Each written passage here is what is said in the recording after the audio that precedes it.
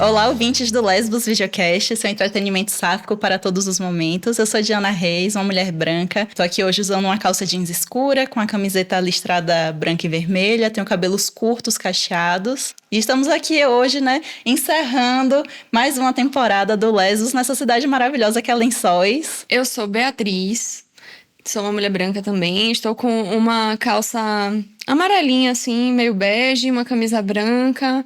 Sou uma mulher com os cabelos cacheados na altura dos ombros, olhos castanhos. Estamos aqui, mais um episódio na livraria, né? Então, no fundo, a gente tem um estante em espiral com livros de madeira. Hoje nós estamos aqui com uma convidada, que é a Luísa. Vou passar para que ela se apresente. Eu sou Luísa Brandão, tô usando uma calça preta, uma camisa marrom, sou uma mulher branca de cabelos castanhos, escuros, cacheados. E a gente tá aqui para dar continuidade, encerrar esse bate-papo que a gente tem feito nessa temporada sobre artistas lésbicas. E a gente vai continuar falando um pouquinho sobre cinema e audiovisual agora de um outro lugar. Então eu queria pedir para você contar um pouco da sua trajetória, pra gente entender um pouco como é que você chegou no cinema e como é que você tem trabalhado com isso hoje. Certo. Eu não falo muito no lugar de artista, né? Mas de agente cultural. Na verdade, de estar me descobrindo agente cultural. Eu sou formada em letras pela UFBA. Tenho mestrado em teoria da literatura e literatura comparada pela Universidade Federal de Minas Gerais. E sou professora da rede estadual de ensino. Eu dou aula no Colégio Estadual em Tempo Integral de Iraquara, que é uma cidade, da Chapada Diamantina, relativamente próxima aqui de Lençóis. Participei do movimento estudantil, sempre estive envolvida com movimentos sociais e principalmente com a cultura, mas eu sempre fui muito consumidora de cultura, sempre fui muito de ir a shows, teatro, acho que vale ressaltar que eu sou de Salvador. Inclusive, peço licença, para estar aqui falando enquanto agente cultural na Chapada Diamantina. Eu vivo aqui na cidade de Iraquara há um pouco mais de 2 anos. E cheguei, para ser professora na escola, e eu comecei a observar, assim, a falta de espaços de cultura e lazer, pensando principalmente na juventude, e comecei a observar também que aconteciam alguns eventos voltados para o audiovisual no município. Teve o Facine, que é o Festival de Cinema Ambiental da Chapada Diamantina, que tem essa itinerância, passa por várias cidades. Uma das cidades que compõe o Facine é Iraquara. Tem também o FASAI, que é o Festival de Cinema Socioambiental de Iraquara. E no ano passado eu tive a oportunidade de participar desses eventos, mas eu percebi uma coisa que me incomodou, que foi a ausência de público local. Foi a ausência do povo de Iraquara, nessas programações. Eu percebia que as salas tinham programações incríveis sendo montadas com filmes, muito legais, mas a gente só via no público ali a galera que estava envolvida na produção ou as pessoas que vinham de fora para participar do evento. E isso colocou uma pulgazinha assim atrás da orelha, sabe? De pensar em como fazer com que as pessoas locais também tomassem conhecimento desses eventos, participassem. Então, eu me uni junto com alguns alunos. Eu percebi uma coisa que, pelo menos na escola em que eu atuo, tem muitos estudantes super interessados em arte, super interessados em cultura. E eu falo de arte porque esses alunos, e atualmente eles constroem o projeto do Cineclube comigo, são atualmente uns 12 estudantes, eu acho, que estão tocando esse projeto do Cineclube comigo. É interessante que eles se envolvem em tudo que é relacionado à arte, assim, que acontece na escola, sabe? Seja o teatro, seja a música, seja o cinema. Difícil ter alguém ali no Cineclube que não se envolve com mais de uma linguagem artística dentro do que a escola tem ali para oferecer. Eu criei esse projeto, que é o Cineclube Colmeia. A ideia do nome é porque Iraquara, em tupi, significa buraco da abelha. E a gente trouxe um pouco dessa ideia de coletividade, de um projeto que ele é feito, né, por várias pessoas. Eu idealizei, mas não construo sozinha. Eu acho que o Cineclube, ele não estaria tomando as proporções que ele tem tomado, né, a nível local, se não fossem os estudantes que estão comigo. A gente tem conseguido fazer sessões de cinema em Iraquara, né? A gente sabe que nas cidades do interior existe muito essa falta de acesso às salas de cinema, e a gente busca fazer sessões tanto na escola quanto fora, abertas ao público, e a gente tem visto que realmente existem pessoas interessadas. Eu acredito que o projeto ele tem sido um sucesso, existe realmente essa demanda, principalmente da juventude, né, que quer ter acesso à cultura, que quer ter acesso ao cinema. O Cineclube Colmeia, ele é focado na divulgação do cinema nacional. Durante esses eventos, eu conversei bastante assim com pessoas que estavam ali ao redor, comerciantes, etc. E eu via muitos discursos que atrelavam alguns estereótipos ao cinema brasileiro. De que cinema nacional só tem putaria e palavrão, né? Eu ouvia muito assim esse discurso por parte de muita gente. E a gente sabe que é algo equivocado, né? A gente tem uma gama de produções extremamente ricas, então a gente veio com essa proposta de valorizar o nosso cinema no Brasil, de mostrar a diversidade, tanto que os filmes que a gente passou até agora, a maioria clássicos, né, do cinema nacional, do cinema brasileiro, são produções completamente diferentes umas das outras, e muitas pessoas têm aberto mais os olhos para isso, e a gente pode ver também um resultado muito positivo desse trabalho de formação de público, agora no último Facine, que aconteceu em setembro. Em Iraquara foi nos dias 4, 5 e 6 de setembro, e a gente conseguiu ver uma presença muito maior de estudantes, da população local, né, um envolvimento maior. E é isso, é um projeto que está no seu primeiro ano de vida, mas que eu acho que tem sido, assim, uma experiência muito legal, muito da hora. Eu tenho gostado muito, assim, de também construir esses vínculos com meus alunos. Tem estudantes que estão no projeto que, inclusive, nunca passaram por mim em sala de aula, nunca foram meus alunos em sala, mas por esse interesse, né, em valorizar a cultura, eles embarcaram nessa comigo. Acho que por aí. Eu acho muito interessante quando você fala de formação de público, porque é meio que um trabalho de formiguinha mesmo que a gente faz, né? A gente produz audiovisual, no seu caso você não trabalha tanto na produção de audiovisual, mas a gente produz audiovisual e a gente percebe que existe mesmo uma falta de formação de público às vezes, né? E aí é um trabalho mesmo, devagarinho, de entender que esse público ele precisa ser formado, de entender que a gente precisa atuar também nessa seara da divulgação, né? Para além do que a gente falou no episódio anterior, de salvaguarda de memória, né? A gente também tem que trabalhar nessa outra frente, nessa outra demanda.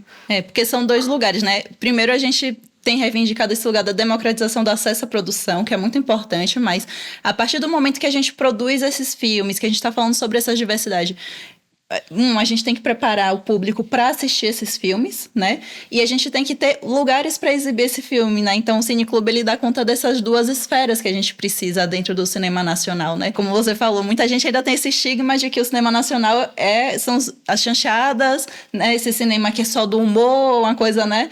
A gente não pode falar o nome da empresa, mas, né, essas grandes empresas que produzem um determinado tipo de cinema e que fica ali marcado como o cinema brasileiro é este, né? E a gente até teve um pouco de mudança nessa mentalidade agora depois da indicação, né, da premiação do Ainda Estou Aqui no Oscar, que as pessoas voltaram a olhar para o cinema nacional de outra forma, né?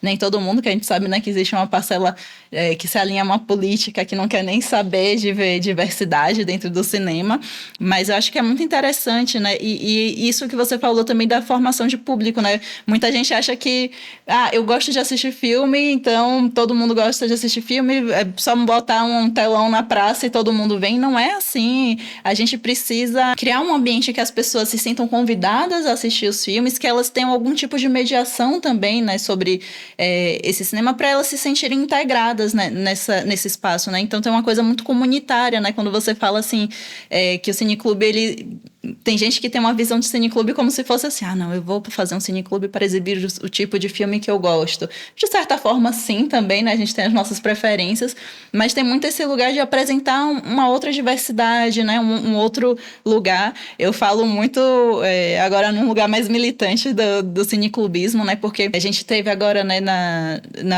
na edição da LPG, a gente teve um edital específico que era para promoção, né, de eventos cinematográficos, inclusive cineclubes, né? Então, nesse projeto, eu, junto com Bruna, que é uma outra parceira aqui do projeto do Lesbos, a gente criou o Cineclube Violeta lá em Salvador, que a gente tem justamente difundido filmes nacionais de temática, né, lésbica, bissexual e transexual, porque são os filmes que normalmente não têm onde serem exibidos, né? Então, como é que a gente acessa? A gente tem feito um esforço tão grande para a gente produzir essas outras narrativas, mas como é que as pessoas vão acessar essas outras narrativas? Então, a gente tem que ir ao encontro do público, e não esperar só que o público venha ao nosso encontro, né? Então, a gente tem que mudar um pouco essa mentalidade de relação com o cinema, né? Porque a gente tem essa coisa do mainstream, né? Desse cinema hegemônico, que é o cinema da sala de cinema, ou então agora esse cinema de streaming ali sobre demanda, né? Que você vai, assiste, mas existe também esse lugar de você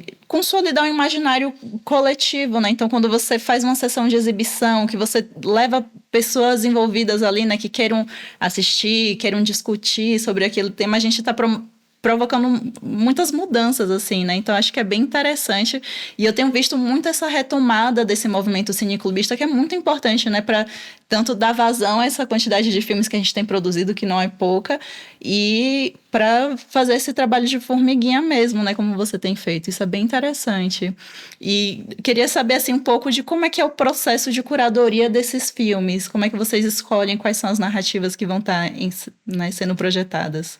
Então, como eu falei, né, é um projeto coletivo. Então, eu busco muito dar a voz também aos alunos que estão construindo o projeto junto comigo. Sabe? A gente fazer tudo sempre através do diálogo, e com a curadoria não é diferente.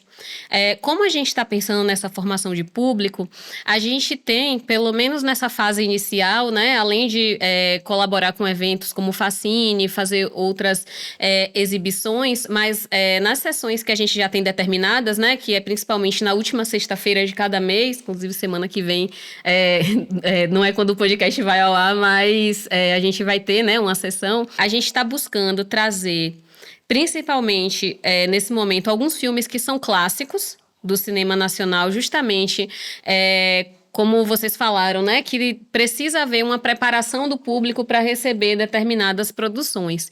Então, eu acredito muito, assim, que quando a gente traz determinados clássicos e cuidadosamente, né, escolhido, pensando em questões de diversidade, por exemplo, a gente está atuando nesse sentido de apresentar um pouco, né, em linhas gerais, do que é o cinema brasileiro para as pessoas.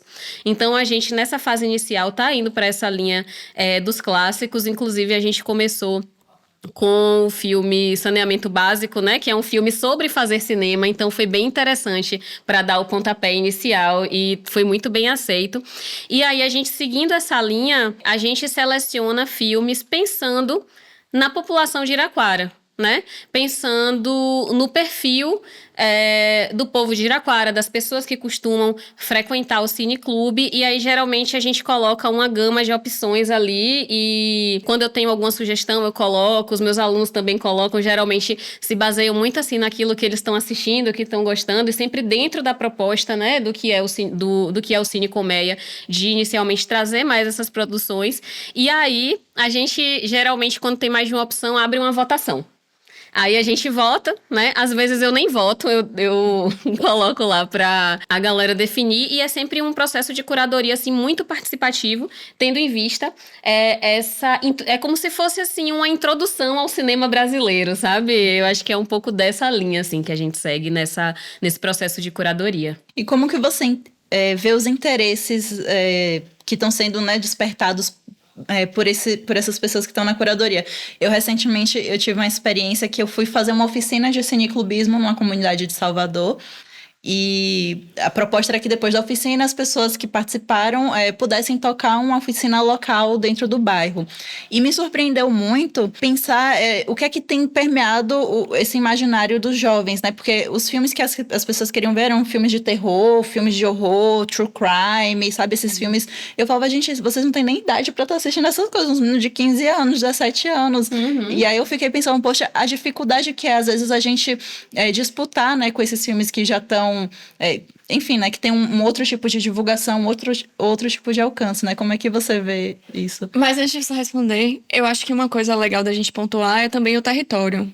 Porque eu acho que o território influencia muito nessa escolha verdade. e nesse imaginário que é construído pelo audiovisual. Então, eu queria que você falasse um pouquinho de Iraquara e aí seguisse com a questão de Diana, que é como você entende que eles optam, né, e escolhem pelas coisas, o que é que chega. Então, falando um pouco de Iraquara, e aí eu acho que dá para unir as duas perguntas. Eu acho que pensando, né, que o público do Cineclube, ele é formado muito pela juventude. Eu acho que a maior parte do público, na verdade, são adolescentes, né? Eu tô em um lugar um pouco privilegiado para poder conhecer esse público, porque eu sou professora deles. Então, são pessoas com quem eu convivo no meu cotidiano, com quem eu tenho a oportunidade de conversar, de conhecer, de saber os interesses. E como eu falei no começo, hoje, por mais que não exista acesso a salas de cinema, por mais que existam determinadas limitações, assim, em relação à cultura mesmo, né, dentro do município, por falta de recurso ou de interesse, ou de repente os dois, né, mas eu parto muito desse lugar de observação. De observar os estudantes, observar o que é que eles estão ouvindo. Eu descobri, depois que eu virei professora de ensino médio, que existe toda uma legião de adolescentes fãs de MPB, e eu acho isso muito massa, assim. Então, é um pouco da mistura de questões locais com questões também de como eles têm tido acesso através da internet, né? Que já é uma geração bem diferente da minha, por exemplo, que a internet estava engatinhando quando eu estava nessa fase da vida. Então, eu vejo uma mistura das duas coisas. Eu percebo, assim, que existe um público também diverso. Por exemplo, tem pessoas que gostam de ver narrativas que trazem uma realidade parecida com aquela que elas vivem. Tem pessoas que gostam de prestar atenção em aspectos como a trilha sonora, essa galera que é ligada em música, né? Então, eu percebo, assim, que é um público que eu consigo observar, e a gente tem uma outra coisa também que eu acho que é muito importante quando a gente faz sessões, principalmente tendo em vista, né, a proposta do que é um cineclube, é o fato de que a gente sempre abre um momento para debate quando o filme acaba.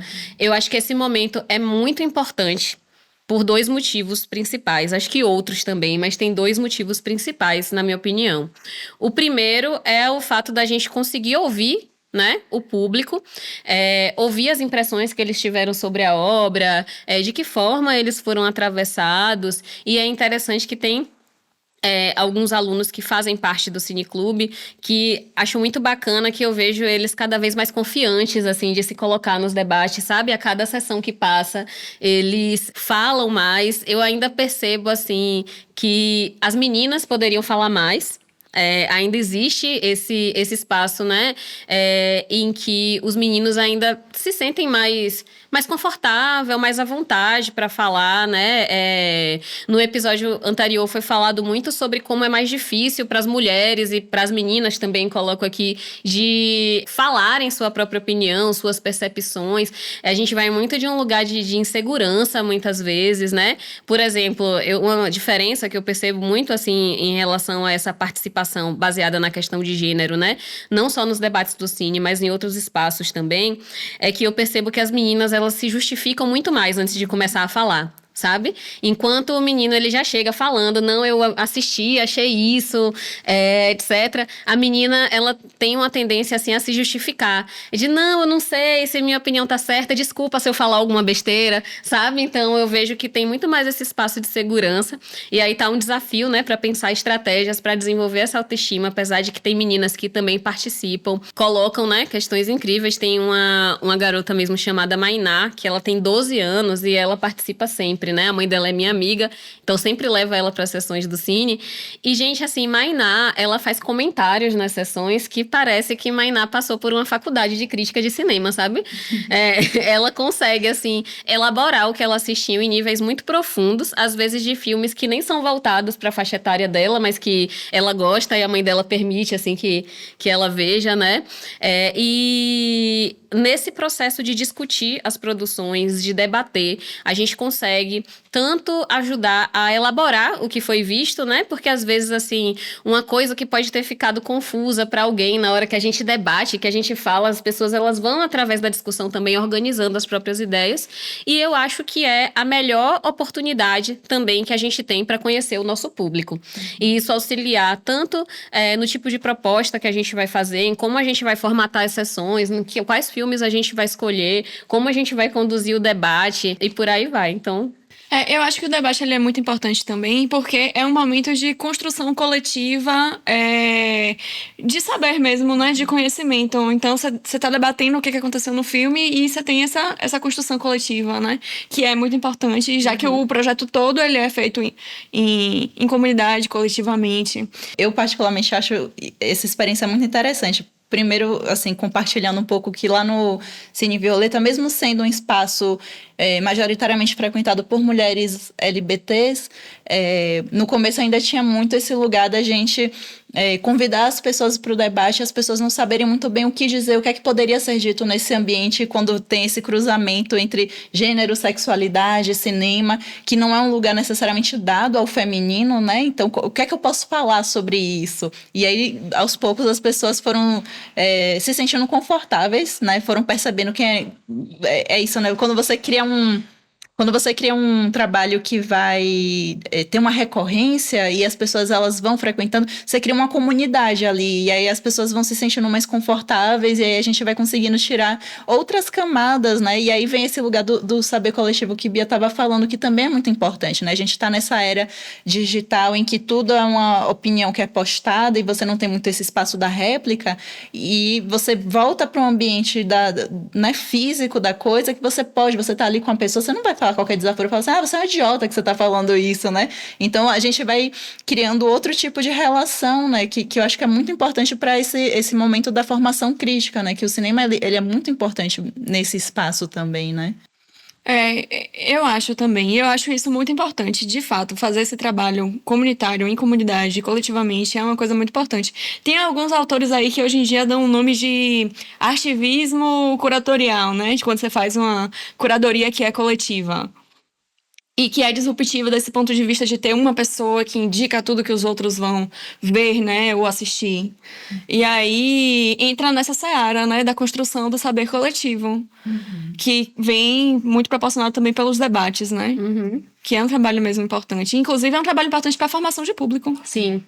E aí também é um outro lugar até de pensar a curadoria, que é um pouco do que outras pensadoras, né? Até a própria Maranta César, que é uma professora lá da UFRB, pensa muito a curadoria. Recentemente também foi lançado um livro de algumas pesquisadoras em torno, né, desse processo curatorial, de como que ele é importante justamente para a gente diversificar essas narrativas, né? Porque não é só existirem os filmes, a gente também cuidar, né? Essa curadoria como um processo de cuidado do o que é que vai estar sendo visto, né? Como é que você vai dialogar com essa comunidade, porque eu nunca me esqueço de um evento que aconteceu em Salvador e que ia se passar um filme sobre pessoas em situação de rua, era uma ficção, mas sobre a realidade de pessoas em situação de rua, e foram convidadas pessoas em situação de rua para ver esse filme. E no meio do filme as pessoas começaram a sair e falaram assim, gente, que filme horrível, eu não quero ver esse filme. Porque eu acho que tem que ter esse cuidado de você entender qual é o seu público, porque não é necessariamente porque um filme retrata uma certa realidade que as pessoas envolvidas nessa realidade querem ter o contato com isso, né? Muitas pessoas ficavam indignadas, falando assim, tá, mas o cinema ele tem que ter também um lugar da recreação, né? Do entretenimento, e você achar que a pessoa que está numa determinada situação, ela quer discutir as coisas daquele ponto de vista. Então, esses tensionamentos, eles vão gerando, né, outras formas da gente pensar e até refletir, né? Enfim, né? Os homens, não sei se eles vão refletir tanto, né? As pessoas que fizeram filme ou se eles só ficaram chateados, mas são alguns lugares, né? Que a curadoria, ela tem que ter esse olhar de pensar o que é que está sendo passado para quem tá, né? O espectador que tá ali. E a importância do espectador dizer o que ele quer assistir. Sim. Né? Que é esse processo da curadoria coletiva. Se eu tenho um projeto que é voltado para um determinado público, o que é que esse público quer assistir? O que é que esse público está me dizendo que quer ver? Né? Se eu quero chamar morador de rua para uma mostra de cinema, o que é que os moradores querem assistir, né? E o que é que esses jovens querem ver? Então isso é muito importante, né? A gente fazer esse trabalho de escuta, que é um trabalho também de escuta. Uma outra coisa que eu penso nessa linha, assim, né, para além da escuta, é a gente entender. Aí eu vou trazer um teórico da literatura, mas eu acho que a gente pode pensar também no cinema, né, que é Antônio Cândido. Ele fala muito, assim, sobre a literatura, como ela também ela tem um papel educativo. E a gente pode pensar isso sobre o cinema e sobre outras linguagens artísticas também.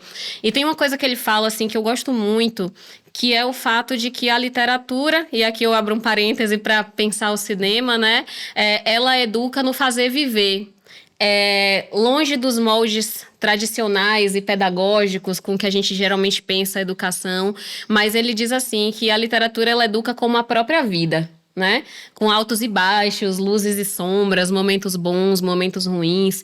Então, por mais que tenha a importância, né, da questão da representatividade, de ver a própria realidade na tela, de trazer diferentes perspectivas, né? Porque, enfim, o mundo que a gente vive é extremamente complexo, multifacetado, mas muitas vezes também as pessoas elas vão através da arte buscando essa experiência outra, né? Que não é necessariamente relacionada ao que ela vive, mas também a esse fazer viver, a entender a vastidão, a complexidade do mundo.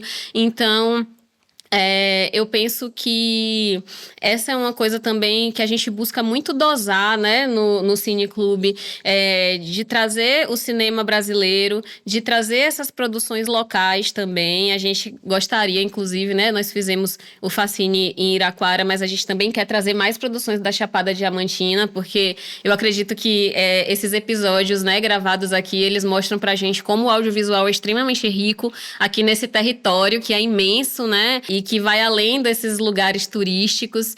Então, encontrar o equilíbrio mesmo entre essas duas coisas. E eu acredito que a gente tem conseguido, sabe, atingir esse objetivo com que a gente tem feito até agora. Assim. Eu acho que, só para situar o pessoal, né, quando a gente fala de territórios que não são tão turísticos, é porque, como a gente falou no episódio anterior, a gente tá dentro de um território que é muito grande. Então, você tem Lençóis, que é uma cidade muito turística, você tem o Vale do Capão, que também é um lugar muito turístico, e outras regiões que também são muito turísticas, mas a gente também tem territórios que não são tão turísticos, né, que eu acho que é o caso lá de Iraquara. Sim, na verdade, Iraquara tem uma parte que é turística. Acho que é interessante dar essa situada, assim, em relação a como é o município, e dentro também dessa imagem que muitas pessoas têm de Chapada Diamantina, né? Existe uma parte turística em Iraquara, que é principalmente onde tem a Gruta da Pratinha, né?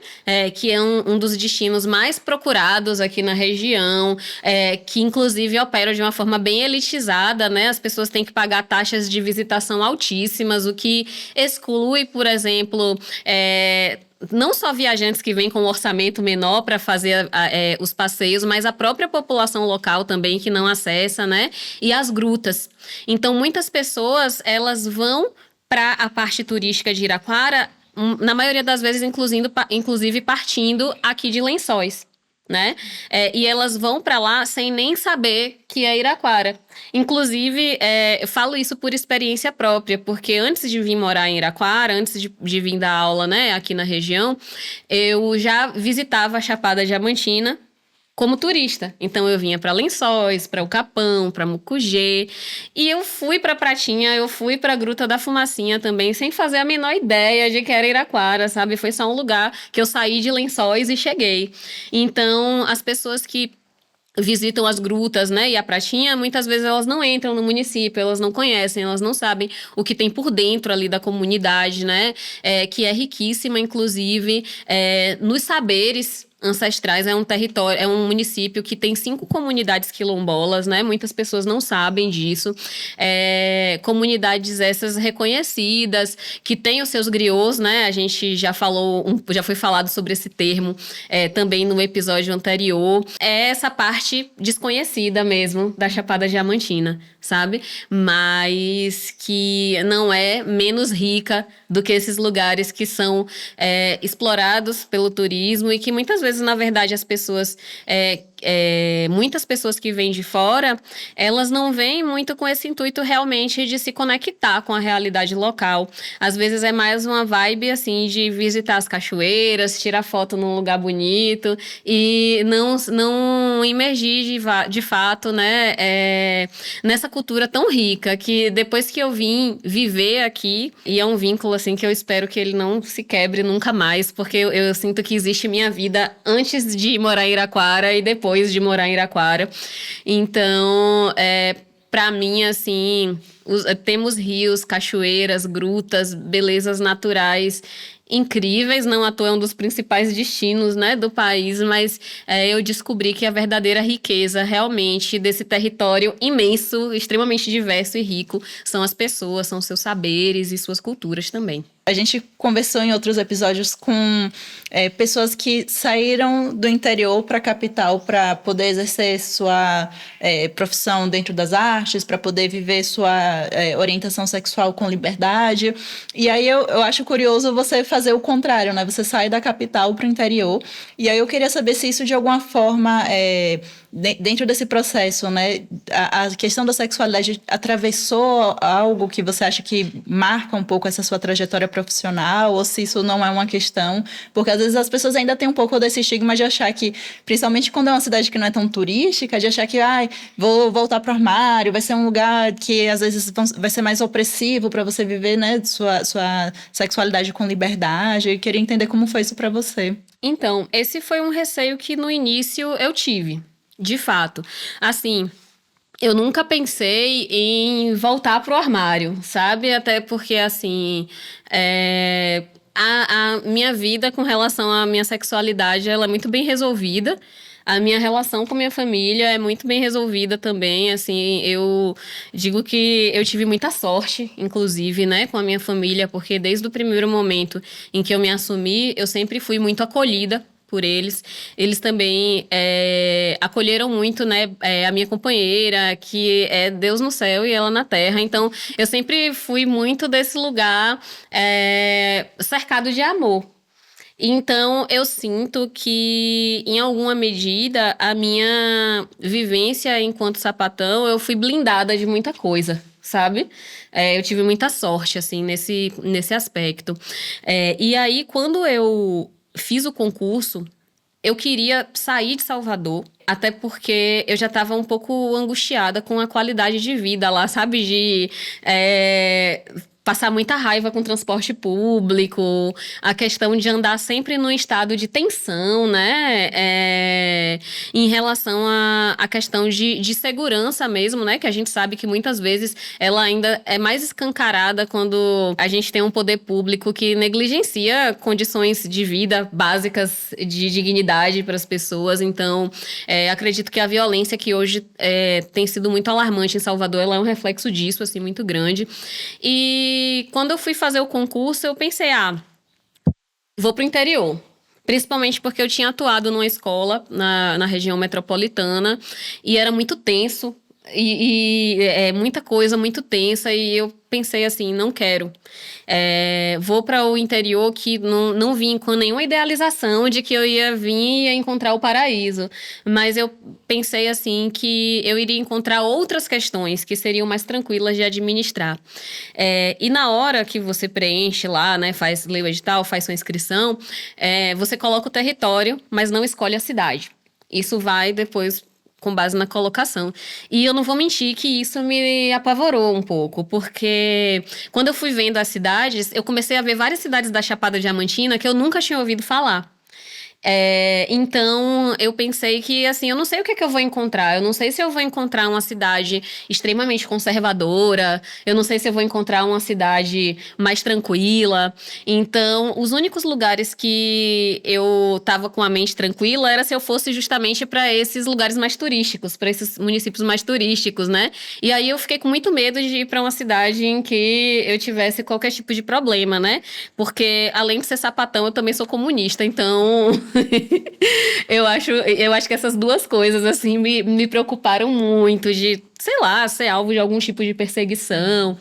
Mas depois que eu cheguei, eu fui me desfazendo dessas ideias, assim. Sinceramente, se houve qualquer tipo. Às vezes as pessoas ficam surpresas pelo fato de eu ser professora. Eu ouço muito que eu não pareço professora, né? Não veio na audiodescrição, mas eu sou cheia de tatuagem, tenho um estilo um pouco mais alternativo, assim. Então as pessoas, elas muitas vezes ficam surpresas quando eu falo que eu sou professora, né? Mas se tem qualquer comentário lesbofóbico ou preconceituoso, ou qualquer questão relacionada à minha sexualidade, sinceramente, não os ouço. Nunca nem percebi, assim. E com relação ao ambiente em que eu trabalho, né? O ambiente escolar, foi uma surpresa muito grande, porque eu sempre fui muito acolhida por toda a equipe da escola, pelos professores, gestão, né? Um abraço aí ao SET, escola maravilhosa, gente, sou fã. E também os alunos.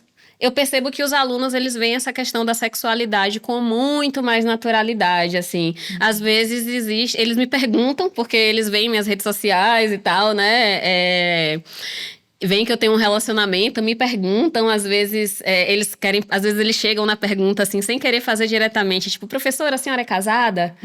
Ah, professora, mas é com homem ou com mulher? Aí eles já sabem a resposta, mas eles vão perguntando. E aí, assim, às vezes pode ter uma surpresa inicial, mas com os meus alunos eu nunca passei por nenhuma situação também de discriminação, sabe? Então, eu sinto que esses receios que eu tava no início, quando eu não sabia o que esperar, porque é muito louco, assim, eu não escolhi a cidade, eu fiquei sabendo para qual cidade eu ia uma semana antes de eu ter que me mudar de mala e cuia.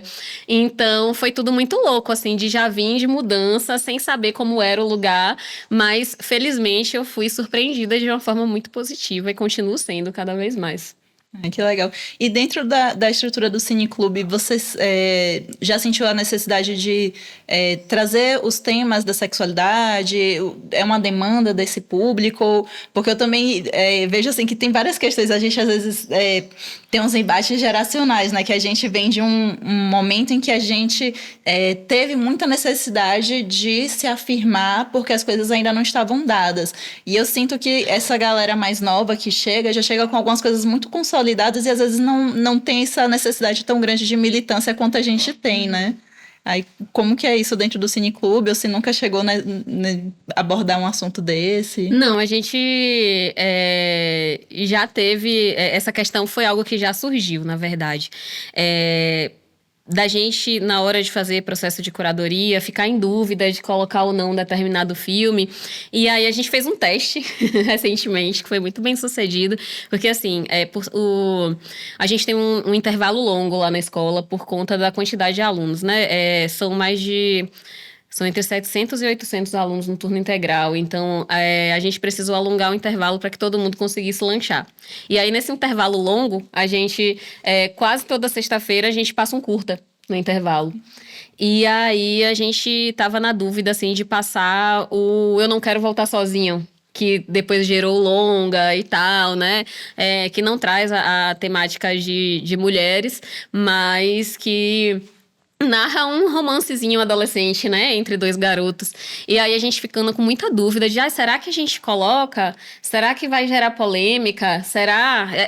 Porque assim, apesar de ter uma parte da juventude para a qual essas coisas estão muito dadas, como você falou, né? Não precisar de tanta militância, de tanta elaboração. A gente estava até conversando antes de começar o episódio de como a gente não tinha referências, né? E essa geração agora tem muito mais referências de produções que vão abordar a questão LGBT, a questão lésbica, que era sempre colocado muito por debaixo dos panos, ou quando aparecia sempre por um viés muito da caricatura, né? Mas aí a gente resolveu passar, eu não quero voltar sozinho, né? O curta. É porque às vezes confunde o nome dos dois. Mas a gente resolveu passar o curta numa dessas sessões no intervalo. E foi um sucesso, assim. Na cena do beijo ali no final, gente, eu nunca vi uma reação tão estridente, assim, a uma cena no cineclube. Eles aplaudiram, gritaram. E quando acabou o filme, o único comentário que eu ouvi, assim, foi: a professora, o problema desse filme é que ele devia ser mais longo. E aí eu falei: tem o longa. Então, o público que se interessa pelo cineclube, que participa das sessões, é uma galera muito aberta a essa temática, e não só aberta a essa temática, mas interessada nela também. Então, cada vez mais a gente vai sentindo segurança, né, para produções que rompam com a normatividade, não só com a heteronormatividade, mas questões de comportamento também, do que é esperado da mulher, de romper com estereótipos racistas também. Então, eu acredito que a gente vem sentindo o público, e que ele está bem aberto a essa questão, está bem aberto a assistir produções, né, que abordem essa temática, e eu vejo isso de uma forma muito positiva, assim. Eu ouso dizer, assim, que inclusive há uma demanda muito grande de encontrar essas produções, né? Porque, por exemplo, lá no Cineclube Violeta, a gente vê que a maior parte dos filmes, né, de temática sáfica, principalmente, são curta-metragens. Então, eles não vão ser passados em outros lugares. E aí eu tenho uma outra experiência de cineclube, que é o Cineclube Nanuque, que é vinculado ao programa de pós-graduação que eu faço parte lá no Pós-Com da UFBA. E eu brinco que eu sou a cota LGBT lá dentro, e antes de eu chegar era muito difícil você ver esses temas sendo abordados, assim, né? Em algum momento ou outro que alguém tensionava, alguém de fora que passava.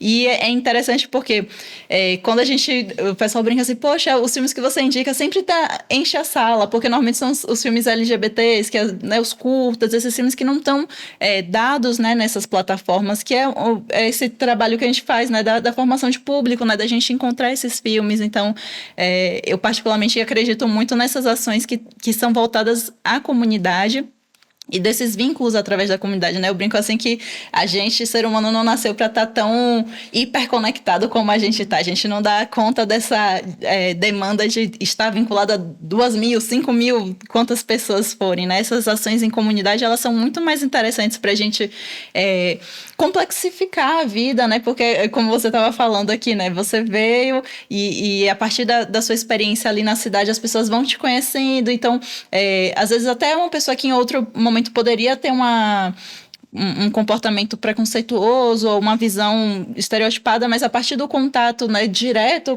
que a gente tem com as pessoas, a gente vai desconstruindo muitas coisas, né? Enfim, eu acho que é bem interessante todo esse trabalho. Acho que é muito bonito a gente estar podendo encerrar essa temporada, né, que a gente está falando sobre arte de uma forma tão simbólica, né, estando aqui nesse lugar, né, que é a Chapada, e fazendo essas conversas que a gente teve agora. Então, queria te agradecer por isso. Eu que agradeço pelo convite. Eu acho que é isso, gente. Assim, só para finalizar, puxando um ganchinho ali do que você falou, a gente também não consegue conversar com 2.000 pessoas ao mesmo tempo, Exato. né? Então, aí quando a gente volta pra construção coletiva de saber, a gente consegue ouvir 20 pessoas, mas 2.000 não. Então, a importância mesmo dessa localização, né? De conversar com os pares ao vivo, a cores, ter um grupo para diálogo menor. E eu acho que é muito por aí. Vou te agradecer também, a gente adorou, né? Está encerrando em Lençóis, encerrando com Iraquara, que é uma cidade que, né, pouca gente ouviu falar. Eu, pelo menos, não tinha ouvido. Sim. E eu acho que é isso, gente. Eu queria agradecer a Lei Paulo Gustavo Bahia por estar proporcionando a gente essa experiência e esse fazer. E vou pedir a vocês que ajudem a gente no engajamento. Compartilha, convida o pessoal para assistir, faz lá seu cineclube em casa. Eu acho que é isso. Manda pras amigas, pras crushes. Vamos ficar por aqui. Tchau, tchau. Tchau, tchau.